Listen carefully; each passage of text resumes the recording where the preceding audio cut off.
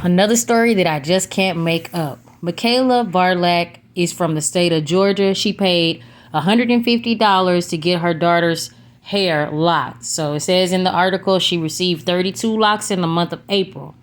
Now, the mom was very upset because she spent this much money to get her daughter's hair done. And when she picked her up one day from school, the teacher had taken the locks down, untied them, and restyled them with some French braids to the scalp. You're going to see the picture right here. I just can't believe this. So the mom said, I went and got her hair wash. It was detangled condition. The locks were started and blowed out. And that was on a Monday. On May the 6th, she said she went to go pick up her daughter from daycare. And there's a little child who looks like her child. Let me be clear that this is not a school, like a school district. This is just a daycare, okay? Just for clarity purposes. But either way, the daycare worker was not given consent to touch her child's hair. And it's not funny. I'm only laughing because as of lately, a lot of teachers have been getting in trouble or getting fired because they're touching students or they're allowing the students to touch them. So I think a way to kind of resolve all of this is just adults, keep your hands to yourself. These are not your children. Yes, they're in your care, and you only need to touch them when absolutely necessary. And I think because of all these situations that are happening lately, I'm pretty sure it's going to cause these companies to revise their policies as they should. Because I would be very upset if I spent $150 on my daughter's locks and I come back to pick her up and we have some freestyle braids in her hair. We're going to have a problem, a whole problem. Call the police. So although, the hairstyle wasn't bad, according to the mom, she states that the child's scalp was inflamed because of the braids to the scalp. Oh, baby, this is, I don't know what I would do if I was the mom.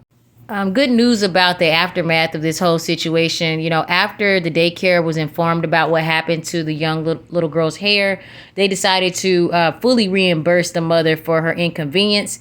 And please know that the physical and mental well-being of the children and families we care for is our utmost importance. And so that's the statement that they released to media, which, hey, I don't blame them because they definitely dropped the ball on that one. Now, there was also a young black man in Houston, Texas, who's been serving a suspension since August 31st because his dreadlocks hang below the eyebrows and a little bit past his ear. So hair has been a very serious issue for a while. Now, for those of you who haven't been keeping it up, hair has been a very serious situation and topic for a very long time, all the way leading up to corporate America. We have something called the Crown Act that basically doesn't allow people to discriminate on others based upon their natural hair. I think it's ridiculous that we have to even have laws created to protect our hair that grows from our scalp. Insane, isn't it?